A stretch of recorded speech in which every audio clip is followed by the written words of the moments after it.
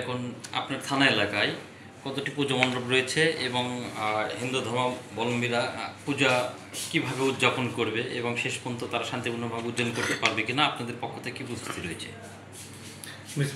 ধন্যবাদ। আপনারা জানেন শিবগঞ্জ থানা এলাকায় মোট ৬২টা পূজা মন্দির আছে।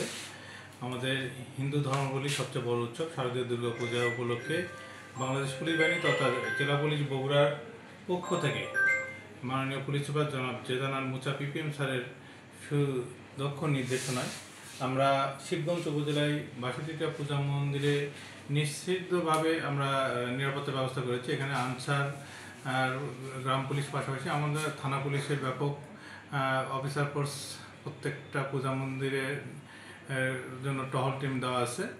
আমাদের 12টা ইউনিয়ন এবং একটি পৌরসভায় মোট প্রত্যেকটা ইউনিয়নেই বলা যায় যে আমাদের অফিসাররা ডিপ্লয় করা আছে। তারা মোবাইল ডিউটির মাধ্যমে তার নিরাপত্তা নিশ্চিত করবেন।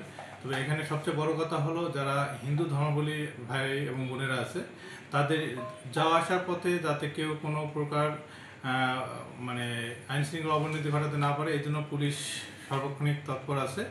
আশা করি এবার শিবগঞ্জ উপজেলায় সকল ধর্মের লোকের অংশগ্রহণে হিন্দু ধর্মাবলম্বী যারা যেসব ভাই বোনেরা আছে তারা শান্তিপূর্ণভাবে তাদের পূজা উদযাপন করতে পারবে। কোনো পূজা মণ্ডপ ঝুঁকিপূর্ণ এরকম তথ্য আপনাদের কাছে আছে কিনা?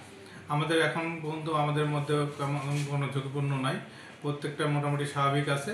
তবে আমরা একবারে যে মানে স্বাভাবিকভাবে নিচ্ছি না, কারণ আমরা চাচ্ছি যাতে শিবগঞ্জের পূজাটা সবাই ভালোভাবে পালন করুক। এই জন্য আমাদের সব পূজা মন্দিরে সমানভাবে গুরুত্ব দেওয়া হচ্ছে এবং সমানভাবে আমাদের টহল টিম আছে।